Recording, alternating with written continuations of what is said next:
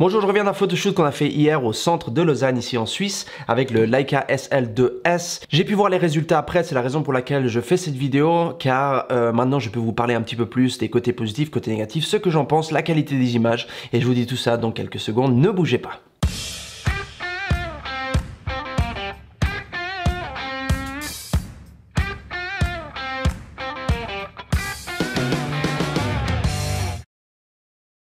Voilà, alors les côtés positifs de cet appareil photo. Alors le fait qu'il a l'IBIS, donc le capteur est stabilisé, ce qui fait que quand on descend en faible luminosité, on n'aura pas des images qui sont floues et on peut descendre avec l'obturateur et avoir un temps d'obturation qui est plus lent.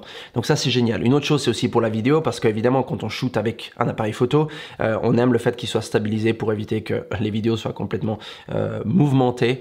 Donc ça c'est quelque chose de très important qui était aussi sur le SL2. Au niveau de l'EVF, donc de l'écran ici et celui-ci, la qualité est spectaculaire comme d'habitude. Je veux dire, c'est du Leica, ils font vraiment des appareils qui tiennent la route et la qualité d'image du viseur et de l'écran LCD sont vraiment bonnes.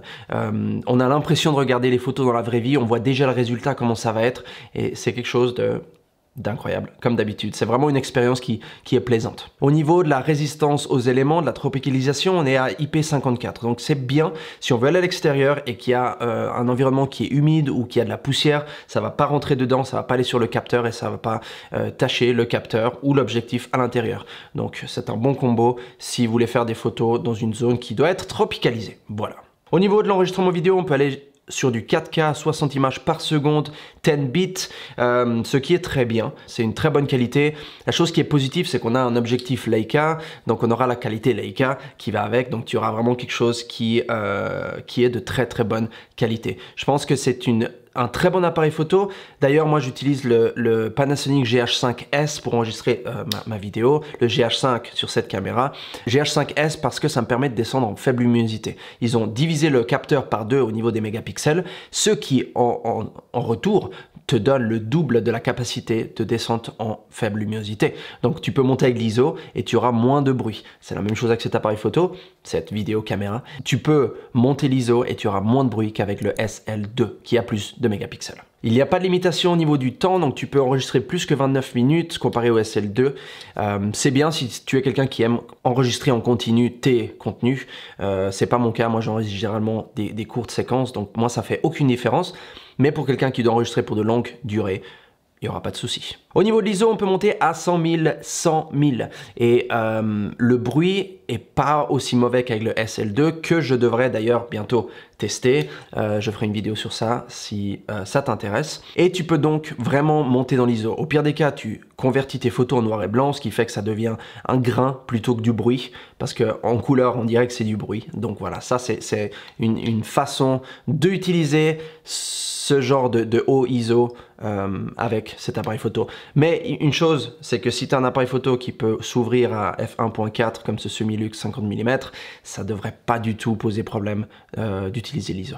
Ils ont utilisé un capteur CMOS BSI pour la première fois dans leurs appareils, ce qui est très bon pour la faible luminosité. Donc ça c'est vraiment la grosse différence entre le SL2 et le SL2S. Une autre différence qui n'est pas négligeable, c'est le fait que cet appareil coûte 1000 $ de moins. Tu payes en fait 1000 $ de moins et tu as la moitié des mégapixels. Niveau côté négatif maintenant, alors on a un écran qui ne s'incline ou qui ne bouge pas, donc on peut pas l'incliner, on peut pas le bouger. Ça a été un petit souci pour moi parce que pendant le shoot hier, j'ai dû descendre et pratiquement toucher le sol avec ma tête pour réussir à prendre le modèle dans un angle bas.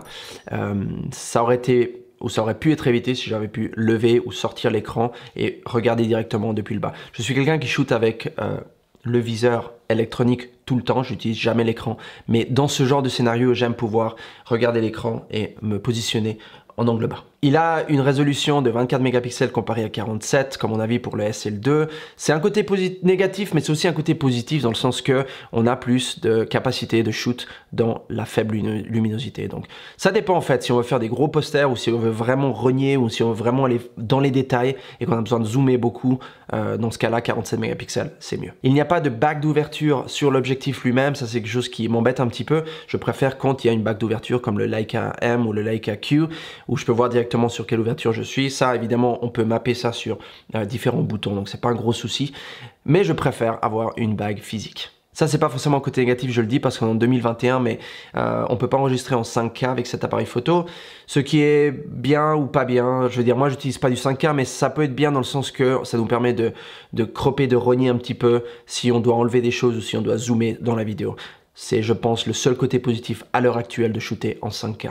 D'autres changements, il y a le fait que ça c'est noir maintenant, ici aussi le modèle dessus. C'est pas un énorme changement, mais je pense que c'est surtout pour différencier lequel est le SL2 et lequel est le SL2S, parce qu'ils sont physiquement exactement la même chose autrement. Voilà, donc ça c'est ma conclusion. Je pense que c'est un appareil photo très très bon. Ça reste du Leica, ça reste une qualité optique et une qualité digitale qui est vraiment très bonne.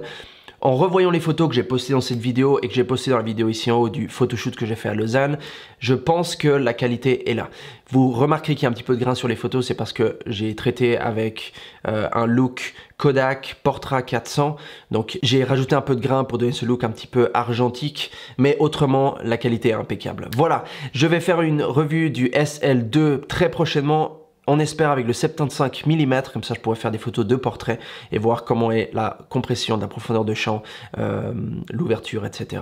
Et je vous retrouve comme d'habitude dans ma prochaine vidéo. N'oubliez pas de vous abonner si ce n'est pas encore fait. Appuyez sur le pouce bleu, ça m'aide et je vous retrouve tout prochainement. Ciao, ciao!